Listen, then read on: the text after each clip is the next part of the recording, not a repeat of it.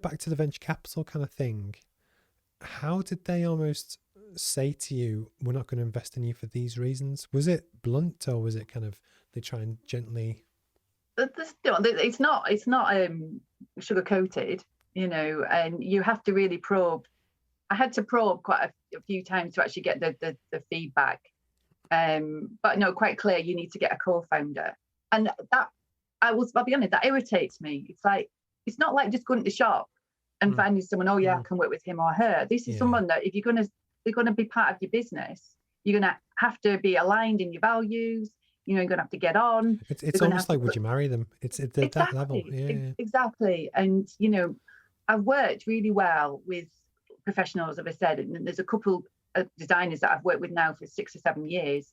And they've done pro bono for me when I've been short of money, and now they're getting paid through the grant, which I'm sure we'll come on to. But I'd rather work on a consultancy basis for now until we actually get to the point where I can employ a team. And that's how my business model will operate. As it should.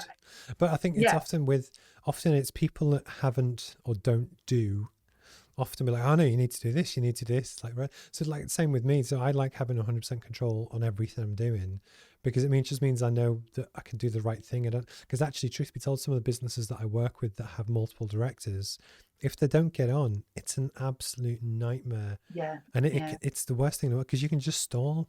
And what you often end up with is just the most average of everything. Yeah. That you never end up with the best, because people have different opinions almost. Rightly or wrongly, I think you do need a figurehead or a person to just take whatever the idea is and just run with it on your vision.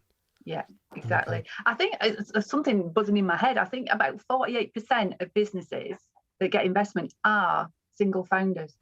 So it's quite interesting that the environment that I'm in, the investment environment, is focusing very much on team. Yeah. So Jeff Bezos, whether you like him or not, he's done well, and he was a single founder. But I agree with you, and I think it's their loss is the way that I would almost view it. Yeah.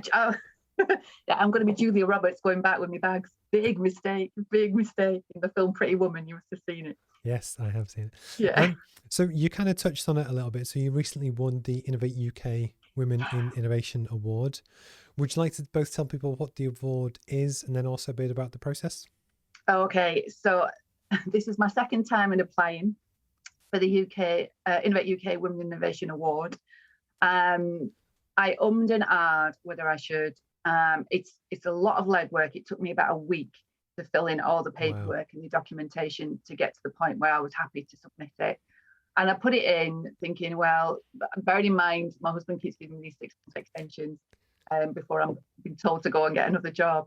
And I thought, well, this is another one. Let's see what we can do. And absolutely thrilled, over the moon to get the grant, which is £50,000, which is perfect for getting me over that gap between where I am now to the point where I can actually get a final model, to get orders, to then get to sales. That it couldn't have come at a better time. And what I would say is, if any women in the audience, the Innovate UK are doing it again this year. They normally do it biannually. They're doing it again this year. There's a big launch event in August, I think it is. You need to look on the Innovate UK website, but go for it, because honestly, it's made such a big difference. And it's not just the money. It's all about the profile. I've been on the telly, I've been on the radio, I've been in the journal, which, never been so popular on LinkedIn.